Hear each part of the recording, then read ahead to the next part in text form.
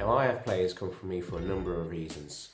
Some of the reasons tend to be that they had a coach previously who's been using ineffective coaching methods when training them, or they've had a complete loss of confidence because the way their game has been going when they've been playing games or in training sessions. Now, all these are valid reasons for your progression to be stalling, but they might not be the only reasons. Sometimes you have to look at yourself as a player and think, what can I do to help push my game up a notch? And in this video, I'm going to give you 5 tips that you can use right now to help you progress your game and take it to another level.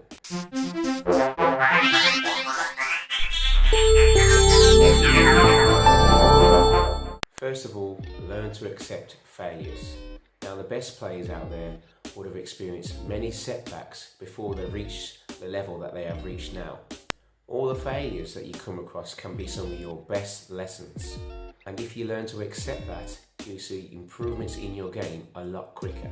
So every time a trick doesn't come off, or every time you try to make a through pass and you end up losing the ball, try not to get down about it. Right, keep your head up and think about how you can learn from it and maybe improve on it next time.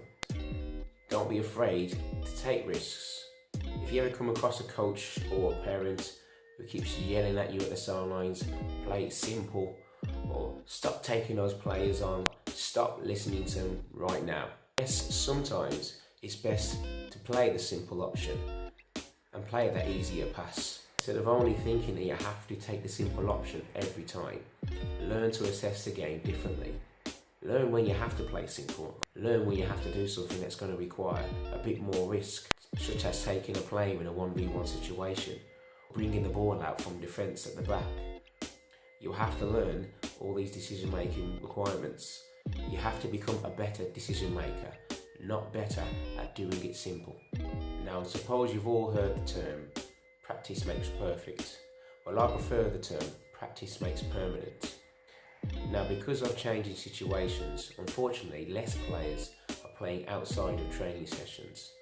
And I believe this shouldn't be the case. And it's no surprise to me that the majority of players out there who do actually make it train relentlessly on their own or with other players outside of their training sessions and match days.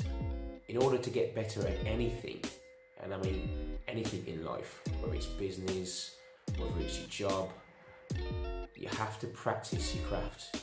The only way you're going to get better at something is if you continually practice it, learn how to do it. You have to put the time in order to reap the rewards. I say you should try to aim for at least 20 to 30 minutes of practice, even if you don't have other players to play with. Some good individual practice on your own, which can include a ball and a wall, and you're just working on your first touch, playing it back and forth. Some really good consistent practice. Yeah, you have to be consistent with it. There's no point doing it once every so often. You want to get that rhythm into your game, continuation to develop good habits into your game. Now, my next tip is you have to put the work in. If you're not prepared to put the work in every time, then you're going to have to accept that you're not going to reach the level that you want to. Maybe you're happy with the level that you are at and you want to stay where you are. But let me tell you something, the best players are never happy. They never settle for what they've got. They always are striving to reach a different stage in their game. You should never want to stay in your comfort zone. You should always be prepared to push yourself that extra mile so you can always be progressing and you can always be above the rest of the players around you in your team. And that brings me to my final point. Learn from other players. And I don't mean just watch other players. Actually study how they play and what you can take from their game and apply it to your game. You're all very fortunate now to live in an age where we have footage on demand via sites like YouTube and Facebook. All these give us lots of content that feature different games and lots of the top players when they're playing at their peak, doing the things that we want to learn. It's literally like having a coach on a mobile device. So really, there's no excuse these days why we can't work on our game in our own time. Thank you for watching my video. I hope you enjoyed it. Before you go anywhere, could you please like, share and subscribe to my channel? And also, if you check the description below, there'll be a link that will take you to some information on how you can improve your game at home. Be sure to check it out. I'll see you on the next video.